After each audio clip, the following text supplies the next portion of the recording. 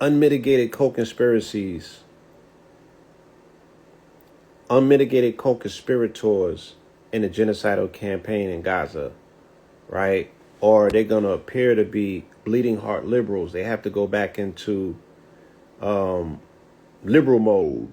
And the liberal mode tells them that, you know, they gotta put that mask back on that they're liberals. oh, we're progressives and, we're not into genocide and, don't mind what you guys saw last year. That was just a moment in time, but that's not really who we are. All of that shit, right?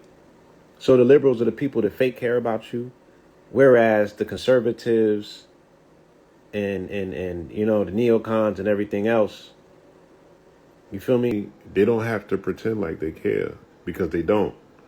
You're just going to get Nikki Haley and the rest of them. You know what I mean? It's like, yeah, we're going to talk around you like you don't exist. Like you don't exist.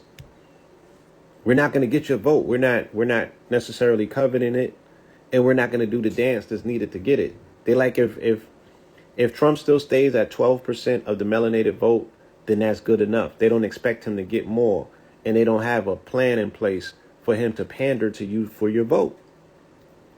He feels secure enough that he has the vote in the bag. It's Joe Biden and them that are looking to pander for your vote because they're losing.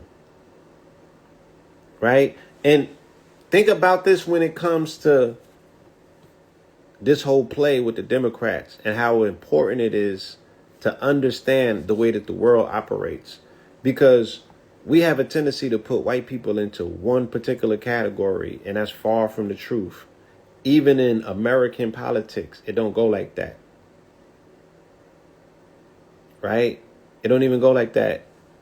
Oh, I have a grill on with opal in it, so that's why the light is dancing if somebody asks that. Right? The WASP don't let you come to the table for nothing.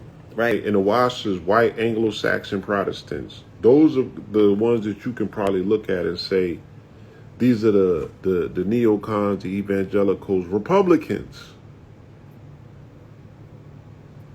You're not even going to get an invite to get to the seat to talk to them about anything. They just deal with you like you don't exist. Whereas when it comes to the Democrats, which are the liberals, right? Because of how the democratic machine works, right? The Jewish people have to give you a seat. They got to at least invite you to the table. You got to know how to negotiate. This is happening in the boardroom. This is happening with record contracts, and it's happening with politics. Right? You getting invited at least to the table to come and sit, but you don't know how to negotiate your contracts. So you end up signing on for something that doesn't necessarily compensate you for your sweat equity, right? You're not getting a return on your investment, but at least you're getting an invite to come and sit at the seat. So that's the leverage that you have dealing with liberals, right? Dealing with Democrats and dealing with the Zionists that, they are in bed with. They need your cooperation in order for them to go forward with the BS that they're doing around the rest of the world. Once you figure this out and you attempt to figure out how to leverage your leverage, that's the only way that global politics are going to change right now.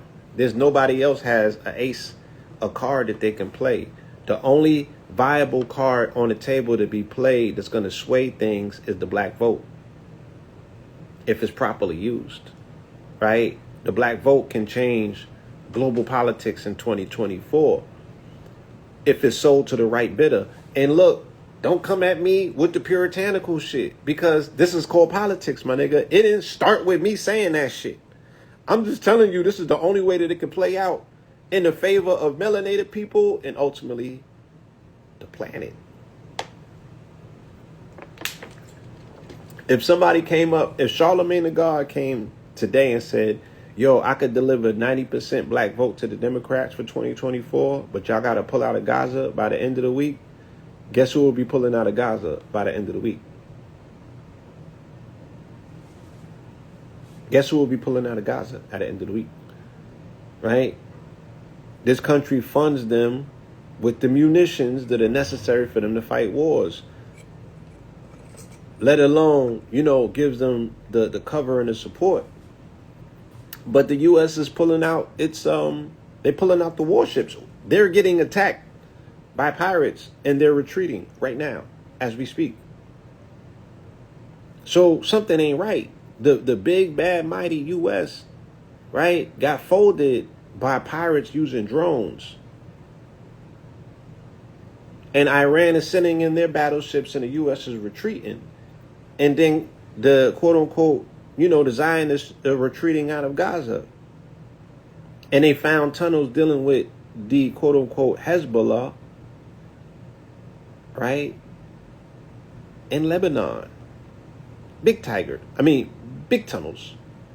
So the provocation aspect is that, even when one war stops, if you will, like, how is the Zionists ever gonna, how they ever gonna walk out of this unscathed?